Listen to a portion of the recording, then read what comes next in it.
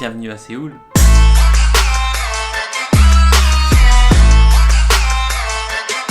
Bienvenue dans cette nouvelle vidéo, elle va être assez courte je pense. Je voulais juste mettre au point quelques petites précisions en fait, vu qu'il y a pas mal de gens qui me demandent qu'est-ce que tu vas faire à Séoul, et aussi est-ce que c'est toujours possible de partir vu qu'on est en quarantaine, donc frontières fermées.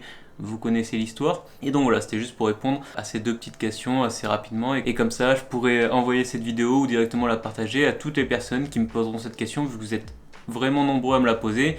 Et c'est plus pratique pour vous d'écouter quelqu'un qui va vous parler, au lieu de recevoir un message. J'ai pas envie de faire des copier-coller, voilà, ça m'embête.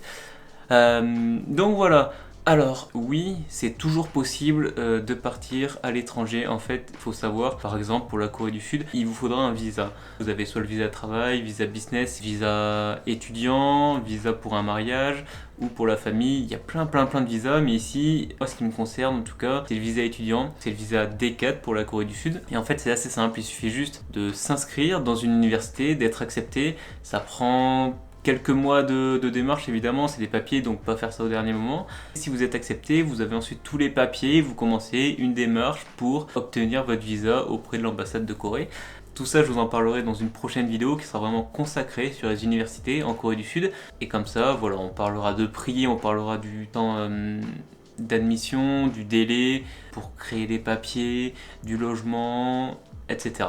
Mais voilà, pour moi, je suis parti en D4, un visa étudiant, pour l'Université nationale de Séoul. Je vous avais fait un petit post qui, présentait cette petite aventure. Je vous l'avais fait, je crois, vers octobre sur Instagram. Je vous mettrai le lien dans la description si vous voulez le revoir, ou directement, vous allez sur le feed, vous scrollez un peu. La miniature, c'est Séoul 2020-2021. Et c'est une petite vidéo que j'avais fait, pour vous annoncer ça, mais j'ai l'impression qu'il n'y a pas tout le monde qui l'a vu. Donc c'est pour ça que je vous la remets en avant, vu que vous êtes souvent à me poser la question, quelle université tu vas, qu'est-ce que tu vas apprendre, etc. Et donc du coup, je vais apprendre la langue principalement, même juste la langue. En fait, je vais dans l'institut de langue qui est directement à l'université et j'aurai des cours seulement le matin. C'est des cours de 9h à 13h et ensuite l'après-midi, je suis disponible pour toutes les activités extrascolaires qu'il peut y avoir. Vu que là, ici, en fait, en Corée du Sud, on a beaucoup moins de cas de coronavirus, donc on a les classes qui commencent à réouvrir en offline, donc en présentiel, et on va commencer à avoir toutes les activités qui sont extrascolaires. Et donc ensuite, l'après-midi aussi, ce que je peux faire et ce que je vais faire, ça sera évidemment des escapades. Je vais essayer de vous emmener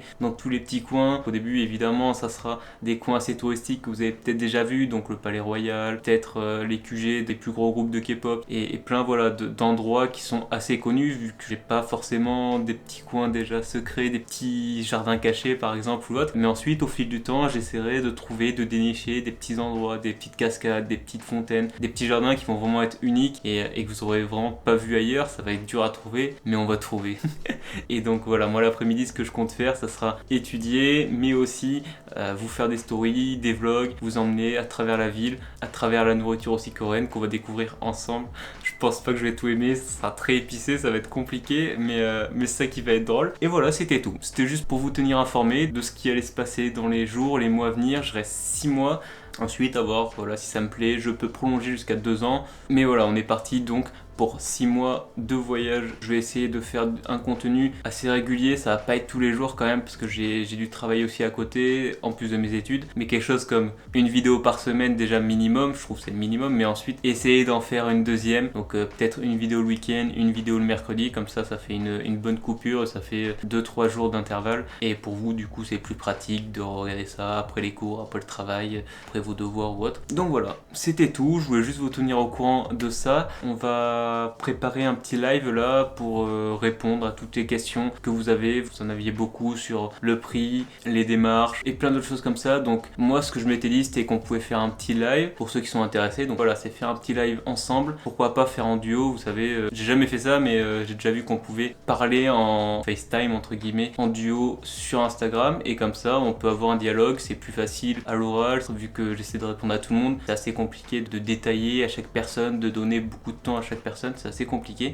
Je pense que je vais mettre en story un petit sondage, parce que ici on a 8 heures de décalage, donc je vais vous mettre un petit sondage. Si on part sur le week-end, si on part sur par exemple lundi, mais chez vous ça sera plus lundi 17h, vu que chez moi ce sera pour minuit. Moi je peux pas aller non plus jusqu'à 2h du matin ou autre, donc c'est compliqué de faire un live pour vous qui sera après les cours ou le travail et qui pour moi ne sera pas trop tard. Je vous mets un petit sondage en story, je vous laisse y répondre et comme ça on voit ça ensemble et on se retrouve directement sur la page Parlons Corée. Voilà, c'était juste pour vous tenir au courant.